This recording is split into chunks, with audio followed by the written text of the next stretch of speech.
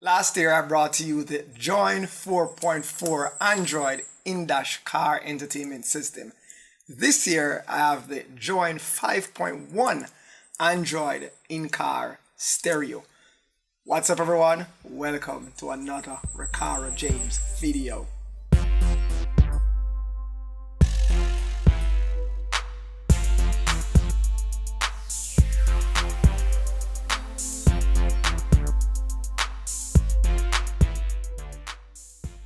So starting out, it's no longer just a white box that these devices are shipped in. This lollipop version has a Join name present as well as a tagline, "Give your car life." And that's definitely something I think that these Android car radios do. They bring the apps, they bring the features to your dashboard and kind of make your car somewhat of a smart device or a smart car.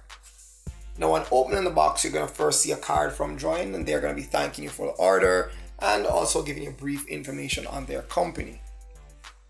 Next is an external microphone that comes in very handy with voice search, voice commands, as well as for phone conversations when you've paired this device with your smartphones. Also included is a GPS antenna. This provides better accuracy with navigation apps such as Google Maps and Waze. And out the box again is your wiring harness. Now, before getting to the device itself, you're going to find a spacer. This closes off any gaps around the radio after you've installed it in your dash. And then you're going to also find a wiring diagram and a user manual, and both are in English. So just as the greeting card is in English, this wiring diagram and the user manual, they're both in English. So now finally, you'll get to your Join 5.1 Android in-car stereo.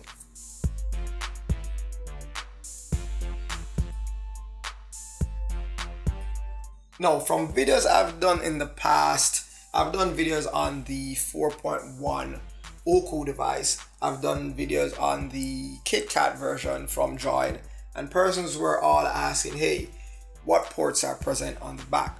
Can I add additional video devices or display devices? Can I add stuff for audio? So I'm going to start with there. So on the rear panel, you'll find two USB inputs, and these are good for connecting your smartphone as well as for external storage devices. Also, you'll find two Wi-Fi antennas. I'm going to assume that one is for uplink and the other is for downlink. On the previous version, the version I did last year, there was only one Wi-Fi antenna. This has two. So we're going to see how well it performs when this radio is installed. On this version, just as the others, you're going to also find an SMA port for that GPS antenna. Now, for AV inputs and outputs, there's an input that can receive video, and there are two outputs for adding any external displays you might have. There are auxiliary inputs and outputs for audio, as well as one channel audio output set up to carry your bass, and you'll see they're labeled sub. Now, finally, for ports, on the rear of this device, you're going to find a port for your FM antenna. So all your local radio stations will be able to play through this device. Again, they are your USB ports, and they're good for your smartphones as well as for external drives. And you should be able to connect a USB webcam and use it as a dash cam as well as for Skype calls while you drive. Now finally, there is your 2.5mm mic input for that external mic I showed you earlier. And at first, as I was inserting I kind of had to apply a considerable amount of force to get it in and to get it out, but after that it was quite free. Now going to the front, if you're not too fond of cables hanging inside your vehicle or installing cables in and around your vehicle, that external microphone you can leave out. There's a built-in mic on the unit itself, and at the very bottom you'll find two micro SD card slots. One is for your map software, and if you ever need to upgrade or update this device to a later OS, then one of these card slots will be used. Now, talking about upgrade or update, if you ever need to bring this device back to factory state, you'll find the reset button at the very bottom. Now, you might be wondering, is that all?